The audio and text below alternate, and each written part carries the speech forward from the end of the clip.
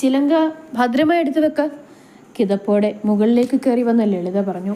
അതൊക്കെ എടുത്തു വെച്ചെൻ്റെ ഏട്ടത്തി, ഇനി എന്തെങ്കിലും വെക്കാനുണ്ടെന്ന് നോക്കിയേ. സോപ്പ്, ചീപ്പ്, കണ്ണാടി, ചുരിദാറ്, ഡാൻസിലുള്ള ഡ്രസ്സ് ടീച്ചർ കൊണ്ടുവരുന്നോളുമല്ലോ. മേക്കപ്പ് ബോക്സ്, സ്ലൈഡ്, വട, ചിലങ്ക, ഗ്ലൂക്കോസ്, വെള്ളം വെക്കണ്ടേ? അത് നിന്റെ ബാഗിൽ വെച്ചാൽ മതി. ശരി ഏട്ടത്തി. ഭക്ഷണവും നിന്റെ കയ്യിലുണ്ടായാൽ മതി. അവളെ ട്രെയിനിൽ കയറി കഴിയുമ്പോൾ ഒന്ന് കിടത്തി ഉറക്കിയാക്കണേ, ഇല്ലെങ്കിൽ സ്റ്റേജിൽ കയറുമ്പോൾ ക്ഷീണമാവും. രാത്രിയിലല്ലേ പ്രോഗ്രാം. ഞാൻ നോക്കിക്കോളാം ഏട്ടത്തി. ഇത് ആദ്യത്തെ കാര്യമല്ലല്ലോ കിങ്ങിണിക്കുട്ടി ഒരു പ്രോഗ്രാമിന് പോകുന്നത്. ഏട്ടത്തി വെപ്രാളം കാണിക്കാതെ സമാധാനമായിട്ടിരിക്കുക. എങ്ങനെ വെപ്രാളപ്പെടാതെ ഇരിക്കും? ആദ്യമായിട്ടല്ലേ ഇത്ര ദൂരത്ത് പോയവൾ ഡാൻസ് കളിക്കാൻ പോകുന്നത്. ഇവിടെ അടുത്തായിരുന്നപ്പോൾ ഒരു പാടുമില്ലായിരുന്നു. ഇതിപ്പോൾ ടീച്ചർ ഒരുപാട് നിർബന്ധിച്ചതുകൊണ്ടാണ്. ഈശ്വര ഇക്കണക്കിന് അവളെ കെട്ടിച്ചുവിടുമ്പോൾ എന്ത് ചെയ്യും ഏട്ടതി? നമ്മുടെ കിങ്ങിണി മിക്കവാറും ഒരു ചെക്കനെ ഇങ്ങോട്ട് വിളിച്ചുകൊണ്ടുവരാനാണ് സാധ്യത. ലളിതയും ശ്രീദേവിയും പരസ്പരം ഒന്ന് ചിരിച്ചു. ശരി, എല്ലാം എടുത്തു വെച്ചല്ലോ. ഇനി നീ പോയി റെഡി ആയിക്കോ. നേരം വായിക്കണ്ട. 9-ന്റെ ട്രെയിന് പോയാലേ 2 എത്തൂ. പാടത്ത് കൊയ്ത്ത് നടക്കുന്നുണ്ടാ. അല്ലായിരുന്നേ ഞാനും കിങ്ങിണിയുടെ അച്ഛനും കൂടെ വരുമായിരുന്നു. ഏട്ടത്തി, ഏട്ടൻ വരുമോ ഞങ്ങൾ ഇറങ്ങാൻ നേരം? വരില്ല. കൂടെ നിന്ന് എല്ലാം ചെയ്യിച്ചില്ലേ ഒന്നും ശരിയാകില്ല. അതുകൊണ്ട് നേരത്തെ പുന്നാരപുത്രിയെ അനുഗ്രഹിച്ചു വിട്ടു. അവർ രണ്ടാളും ചിരിച്ചു. എന്നിട്ട് അവളെവിടെ? എഴുന്നേറ്റോ? ശ്രീദേവി ചോദിച്ചു. എഴുന്നേറ്റു. ഇതിലെ കറങ്ങി നടപ്പുണ്ടായിരുന്നു. ഞാൻ പോയി നോക്കാം. നീ അപ്പോഴേക്കും പോകാൻ തയ്യാറായിക്കോ. അതും പറഞ്ഞ് ലളിത താഴേക്ക് പോയി. ശ്രീദേവി കുളിക്കാനും. കിങ്ങിണി മോളെ, കിങ്ങിണി മോളെ. ഈ കുട്ടി ഇത് എവിടെ പോയി? ലളിത വീട് മുഴുവനും അവളെ തേടി നടന്നു. അപ്പോഴേക്കും ശ്രീദേവി കുളിച്ചിറങ്ങി വന്നു. എന്താ ഏട്ടത്തി, അവളെവിടെ? ഇവിടെ എങ്ങും കാണുന്നില്ല ശ്രീദേവി. ലളിത കുറച്ച് ആദ്യപ്പെട്ട് പറഞ്ഞു. അവർ രണ്ടാളും കൂടെ മുറ്റത്തേക്കിറങ്ങി. ശ്രീദേവിയുടെ കണ്ണുകൾ വരാന്തയിലിരുന്ന മഞ്ഞളിൽ പതിഞ്ഞു. ഏട്ടത്തി, അവൾ കുളത്തിൽ കാണും. ദാ ഇന്നലെ ഏട്ടൻ കൊണ്ടുവന്ന മഞ്ഞളിൻ്റെ എണ്ണത്തിൽ കുറവുണ്ട്. ഈ നേരമില്ലാത്ത നേരത്താണ് അവളുടെ തേച്ചുകുളി. വെച്ചിട്ടുണ്ട് ഞാൻ. അതും പറഞ്ഞ് കയ്യിൽ കിട്ടിയ പുളിവാറിൻ്റെ വടിയും കൊണ്ട് ലളിത കുളത്തിലേക്ക് നടന്നു. കുളത്തിൻ്റെ വശത്തേക്ക് പോകുന്ന സ്ഥലങ്ങളിൽ നിറയെ ചെമ്പകമരങ്ങളുണ്ട്. അവയുടെ പൂക്കൾ ആരോ പറിച്ച് ചില്ലയൊടിച്ചെടുത്ത പോലെയായിരുന്നു. അത് കണ്ടപ്പോഴേ ലളിതയ്ക്ക് മനസ്സിലായി കിങ്ങിണി കുളത്തിലുണ്ടെന്ന്. ഈ പെണ്ണിനെ കൊണ്ട് തോറ്റുപോകും. ഇരിക്കണ ഇരിപ്പിൽ എഴുതുന്നത് ശീലവാ. അതെങ്ങനാ? എല്ലാവരും കൂടെ തലയെ കയറ്റി വെച്ചേക്കുമല്ലേ? ലളിത ഓരോന്നും പറഞ്ഞ് വേഗം കുളത്തിലേക്ക് പാഞ്ഞു. പടവിൽ ഒരു സൈഡിൽ ചെമ്പകപ്പൂക്കൾ ചിതറിക്കിടക്കുന്നു. കിങ്ങിണി. അവർ പടവുകൾ ഇറങ്ങിച്ചെന്ന് കുളത്തിൽ വിരിഞ്ഞു നിൽക്കുന്ന താമരപ്പൂക്കൾ നോക്കി കിങ്ങിണിയെ വിളിച്ചു. കിങ്ങിണി. വലിയൊരു ശബ്ദത്തോടെ പാതി ദേഹം മറച്ച സ്വർണ്ണക്കരയുള്ള സെറ്റും കൊടുത്ത് അവൾ പൊങ്ങി വന്നു. അവളുടെ നീളൻ മുടിയിഴകൾ വലിയൊരു ശബ്ദത്തോടെ വെള്ളത്തോടൊപ്പം പുറകിലേക്ക് ചെന്ന് വീണു. അവൾ ആ തല ശരിക്കും ഒന്ന് അങ്ങോട്ടും ഇങ്ങോട്ടും ആട്ടി. ശേഷം അവയെ മകഞ്ഞ് പുറകിലേക്ക് വെച്ചു. അവളുടെ മുഖത്തും ദേഹത്തും നിറയെ വെള്ളത്തുള്ളികൾ ഉതിർത്ത് വീണുകൊണ്ടിരുന്നു. ഇങ്ങോട്ട് കയറി വടി. നേരമില്ലാത്ത നേരത്തെ അവളുടെ ഒരു തേച്ചുകുളി. കൽപ്പടവിൽ അരച്ചു വെച്ച മഞ്ഞളിൻ്റെ ബാക്കി കഷ്ണം അവൾക്ക് നേരെ എറിഞ്ഞുകൊണ്ട് അമ്മ പറഞ്ഞു. ഓ മിസ്സിസ് കൃഷ്ണപ്രസാദ് ഇന്ന് വലിയ ചൂടിലാണല്ലോ. നല്ല ചൂടുള്ള അടി കിട്ടാത്തതിൻ്റെ സോക്കാടാ നിനക്ക്. ശരിക്കും? അവൾ കുസൃതിയോടെ ചോദിച്ചു. കിങ്ങിണി, പ്രസംഗം പറഞ്ഞു നിൽക്കാതെ ഇങ്ങോട്ട് കയറി വാ. സമയം 8 മണിയാറായി. അമ്മ കിടന്ന് ടെൻഷൻ ആവാതെ. ആദ്യമായിട്ടൊന്നും അല്ലല്ലോ. കിന്നാരും പറയാതെ നീ കയറി വരുന്നു ഇങ്ങോട്ട്. ഈ അമ്മ മനുഷ്യനെ കുളിക്കാനും സമ്മതിക്കത്തില്ല. അവൾ പരിഭവത്തോടെ പടവിലേക്ക് കയറിയതും അമ്മ കൈവീശി ഒരൊറ്റയടി കൊടുത്തു അവളുടെ കയ്യിൽ. പെട്ടെന്നുള്ള അടിയിൽ അവളൊന്ന് വേച്ചുപോയി. നനഞ്ഞ ശരീരമായതുകൊണ്ട് തന്നെ 4 വിരൽ ശരിക്കും അവളുടെ കയ്യിൽ പതിഞ്ഞു. അധിക പ്രസംഗവും തർക്കുത്തരം പറിച്ചിലും പറയാൻ നിന്നെ കഴിഞ്ഞുള്ളൂ. അതും പറഞ്ഞ് അമ്മ അവളുടെ തല തുവർത്തിക്കൊടുത്തു. കിങ്ങിണിയുടെ കണ്ണുകൾ അടിയുടെ വേദനയിൽ ചുവന്നു വന്നു. അതിൽ നിന്ന് കണ്ണുനീർ പതിയെ പൊഴിഞ്ഞു അമ്മയുടെ കയ്യിൽ വീണു. അവൾക്ക് ശരിക്കും വേദനിച്ചുവെന്ന് ആ കണ്ണുനീർ അമ്മയുടെ കയ്യിൽ വീണപ്പോഴാണ് ലളിതയ്ക്ക് മനസ്സിലായത്. കിങ്ങിണി അവരെ തള്ളി മാറ്റി വസ്ത്രവുമിട്ട് നേരെ പടവുകൾ കയറി വീട്ടിലേക്ക് പോയി. ഈശ്വര, അറിയാതെ പറ്റിപ്പോയതാ. അവൾക്ക് വേദനിച്ചെന്ന് തോന്നുന്നു. അവർക്കും ഒരു നിമിഷത്തെ ആ പ്രവൃത്തിയിൽ കുറ്റബോധം തോന്നി. മോളെ, നീ ഇത് എന്ത് കുളിക്കാൻ പോയതാ? വേഗം പോയി റെഡിയായി വാ. ഉമ്മർത്ത് നിന്ന് ശ്രീദേവി പറഞ്ഞു. ചെറിയമ്മേ, ചെറിയച്ഛൻ വന്നില്ലേ? വന്നു. റെഡിയാവാൻ പോയി. ഞാൻ പോയി റെഡിയാവട്ടെ. അതും പറഞ്ഞ് കിങ്ങിണി അവളുടെ മുറിയിലേക്ക് പോയി. എന്താ ഏട്ടത്തി മുഖം വല്ലാതെ? ഉമ്മറത്തേക്ക് കയറി വന്ന് ലളിതയെ നോക്കി ശ്രീദേവി ചോദിച്ചു. അറിയാതെ തല്ലിപ്പോയിടി ഞാൻ അവളെ. വേദനിച്ചെന്ന് തോന്നുന്നു അവൾക്ക്. അയ്യോ, തല്ലുണ്ടായിരുന്നു. ഇനിയിപ്പോൾ അതും ആലോചിച്ച് നടക്കും. ഞാൻ ഓർത്തില്ലടി ഒന്നും. കയ്യിൽ നിന്ന് പോയി ആ നേരത്ത്. സാരമില്ല, ഏട്ടത്തി വാ. അവർ രണ്ടാളും അകത്തേക്ക് പോയി. കിങ്ങിണി മോളെ, റെഡി ആയില്ലേ? ഇത് സമയമായിട്ടോ? ചെറിയമ്മ വന്ന് വിളിച്ചപ്പോൾ അവൾ പുറത്തേക്ക് ഇറങ്ങി വന്നു. പോവാം നമുക്ക്.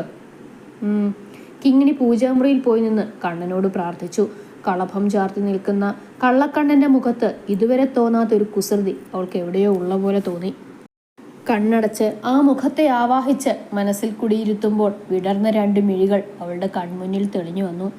ഇതെന്താ മോനെ കണ്ണ, ഇങ്ങനൊരു കാഴ്ച? എനിക്കിട്ട് വരാൻ പോകുന്ന പോലെ പണിയുവാണോ? അവൾ ഒറ്റപ്പുരികം പൊക്കി കണ്ണനോട് ചോദിച്ചു. കണ്ണൻ അപ്പോഴും അവളെ നോക്കി ചിരിച്ചു നിന്നു. എന്ത് ചെയ്താലും ആ ചിരി, അതിനൊരു മാറ്റവും ഇല്ലല്ലോ എൻ്റെ കള്ളക്കണ്ണാ. മനസ്സ് നിറഞ്ഞ് കണ്ണനോട് പ്രാർത്ഥിച്ചു. ഇറങ്ങി അവൾ അമ്മയുടെ അനുഗ്രഹവും വാങ്ങി. പിന്നെ ഇവിടെ കിടന്ന് അച്ഛനോട് അലമ്പുണ്ടാക്കരുത്. പിള്ളേരെ പിടുത്തക്കാരും പിച്ചക്കാരും എല്ലാം ഉള്ളതാ. മര്യാദയ്ക്ക് വീട് അടച്ചുപൂട്ടിയിരുന്നോണം. ഭക്ഷണം കറക്റ്റ് സമയത്ത് കഴിച്ചോണം കേട്ടല്ലോ. പിന്നെ എൻ്റെ അപ്പം തമ്പുരാനോട് മനസ്സറിഞ്ഞ് അങ്ങ് പ്രാർത്ഥിച്ചോളാൻ പറയണം. അത്രയും പറഞ്ഞ് അവൾ അമ്മയെ കെട്ടിപ്പിടിച്ച് ഉമ്മ വെച്ചു. അമ്മയുടെ മനസ്സൊന്ന് തണുത്തു. ചന്ദ്രേട്ടാ, നമുക്കിറങ്ങാം. അങ്ങോട്ടേക്ക് വന്ന ശ്യാമേട്ടൻ ചോദിച്ചു. അതിനെന്താ, ഇറങ്ങാം. ചെറിയച്ഛൻ പെട്ടിയെടുത്ത് ഡിക്കിയിൽ വെച്ചു. കിങ്ങിണി അമ്മയോട് യാത്ര പറഞ്ഞ് ചെറിയമ്മയുടെ കൂടെ കാറിൻ്റെ പിൻസീറ്റിൽ പോയി കയറി. അവർ അനന്തപുരിയിലേക്ക് യാത്രയായി. എപ്പോഴാണ് ചന്ദ്രേട്ട ട്രെയിൻ? ശ്യാം ചോദിച്ചു. 9 മണിക്ക്. കിങ്ങിണിക്കുട്ടി മാത്രമേ ഉള്ളൂ പെർഫോം ചെയ്യാൻ? അല്ല ശ്യാമേട്ടാ, മേഘയുണ്ട്. അവർ ഇന്നലെ തന്നെ പോയി. കൃഷ്ണേട്ടൻ്റെ എവിടെ? ഇന്ന് കൊയ്ത്തു തുടങ്ങുമല്ലേ ഏട്ടൻ, അതുകൊണ്ട് പാടത്തേക്ക് പോയി രാവിലെ. നീ എപ്പോഴാണ് ചെന്നൈയിൽ നിന്ന് വന്നത്? ചന്ദ്രൻ ചോദിച്ചു. ഇന്നലെ രാവിലെ. ഇന്നലെ വൈകിട്ട് കവലിൽ വെച്ച് കൃഷ്ണേട്ടൻ പറഞ്ഞായിരുന്നു ചഞ്ചലയെ റെയിൽവേ സ്റ്റേഷനിൽ കൊണ്ടുപോയി ആക്കണമെന്ന്. തിരുവനന്തപുരത്ത് വെച്ചൊരു ഡാൻസ് പ്രോഗ്രാം ഉണ്ടെന്ന് ഏട്ടൻ പറഞ്ഞിരുന്നു, നീ വരുമെന്ന്. സത്യത്തിൽ ശ്യാം അവളെ ചഞ്ചലയെന്ന് വിളിക്കുമ്പോൾ മാത്രമാണ് ആ പേര് ഞങ്ങൾ ഓർക്കുന്നത്. അല്ലാത്തപ്പോൾ എല്ലാം കിങ്ങിണിയല്ലേ. ചെറിയമ്മ പറയുന്നത് കേട്ട് എല്ലാവരും ഒന്ന് പുഞ്ചിരിച്ചു. കുറച്ചു നേരത്തെ യാത്രയ്ക്ക് ശേഷം അവർ റെയിൽവേ സ്റ്റേഷനിലെത്തി. ബാഗുമായി മുന്നോട്ട് നടക്കാൻ തുടങ്ങിയ കിങ്ങിണിയെ ശ്യാം വിളിച്ചു. ചഞ്ചല. എന്താ ശ്യാമേട്ടാ? അവൾ തിരിഞ്ഞു നോക്കി. All the best. Thank you ശ്യാമേട്ടാ. അതും പറഞ്ഞ് അവൾ നടന്നകലുന്നതും നോക്കി ശ്യാം തിന്നു. ഇനി നമുക്ക് കിങ്ങിണിക്കുട്ടി ആരാണെന്ന് നോക്കാം.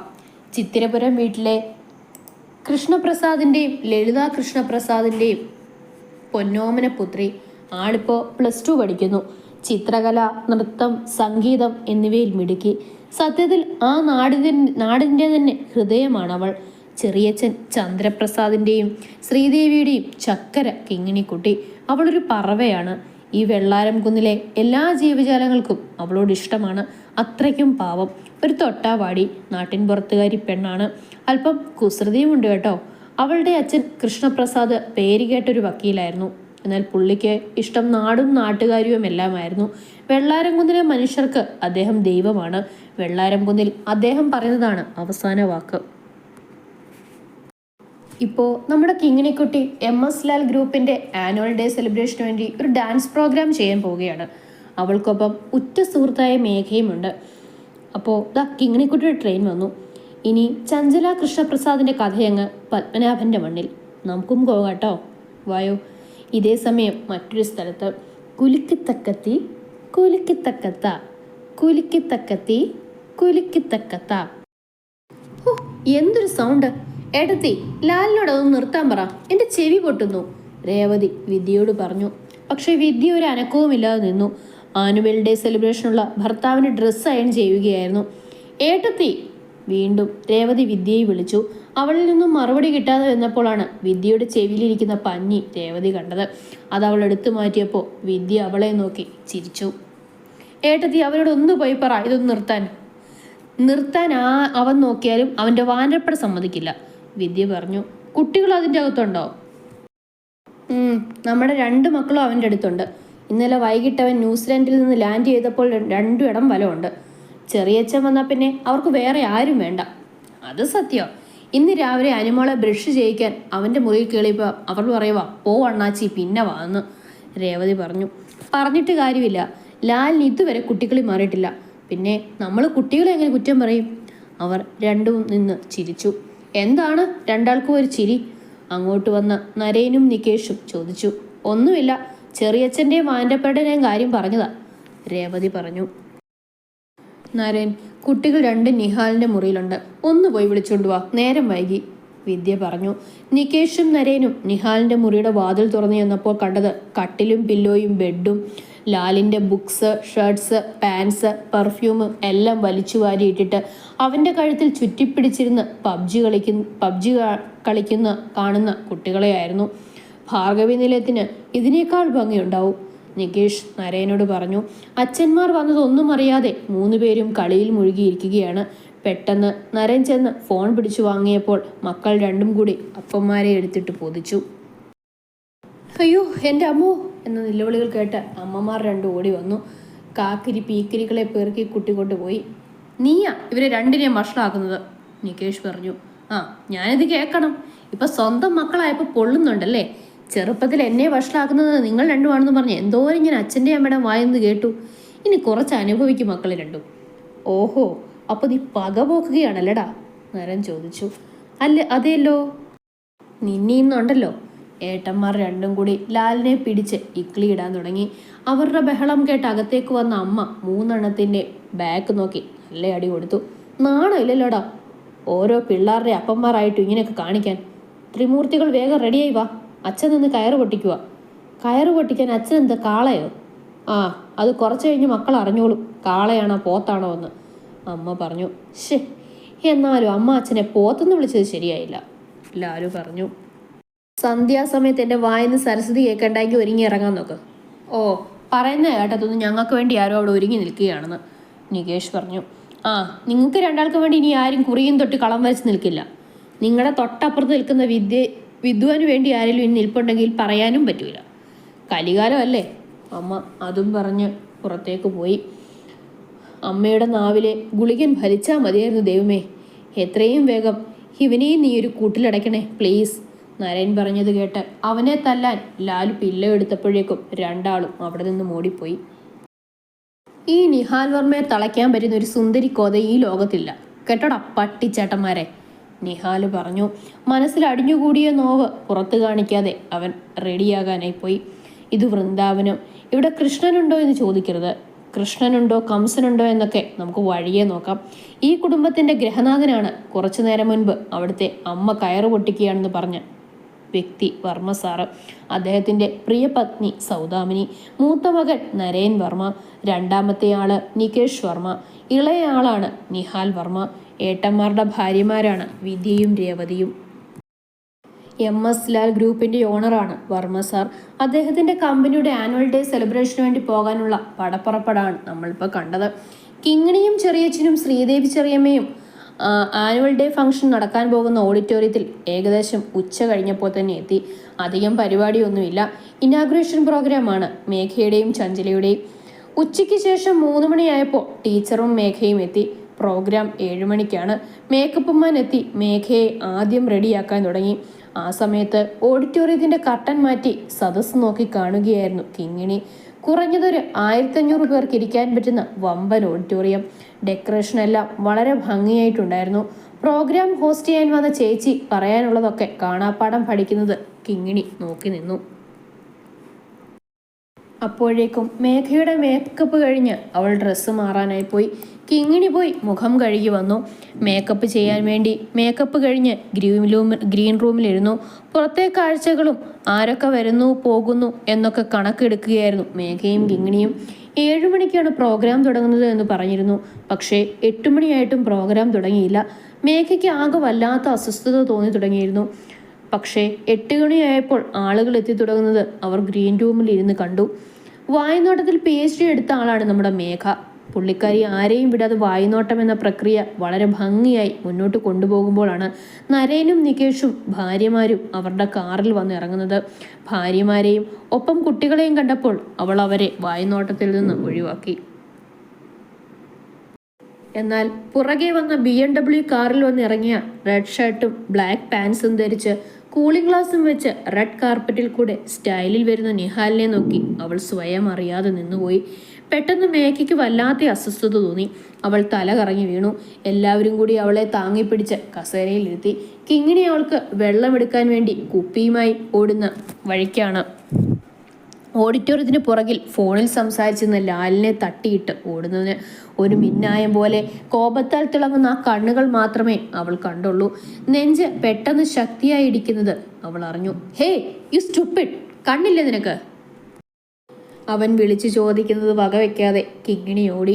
അവളുടെ കാലിലെ ചിലങ്കയുടെ ശബ്ദവും ഡ്രസ്സിന്റെ നിറവും മാത്രമേ അവൻ കണ്ടുള്ളൂ. കിങ്ങിണി വെള്ളവുമായി ചെന്നു.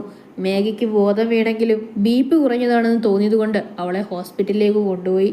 ഡാൻസ് ചെയ്യുന്ന കുട്ടിയെ ഹോസ്പിറ്റലൈസ് ചെയ്തു എന്നറിഞ്ഞപ്പോൾ എല്ലാവരും ആകെ ടെൻഷനായി.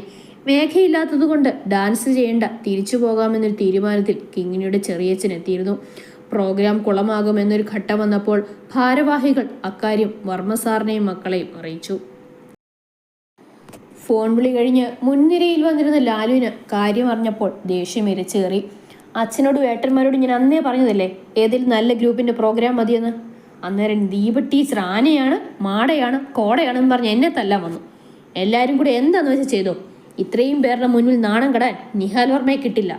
ലാലു നിന്ന് കലി തുള്ളി. ചെറിയച്ച, എന്താ കിങ്ങിണി മോളെ? എന്തായാലും ഞാൻ അരയും തലയും മുറുക്കി ഇറങ്ങിയതല്ലേ. ഞാൻ തന്നെ ഡാൻസ് ചെയ്യാം.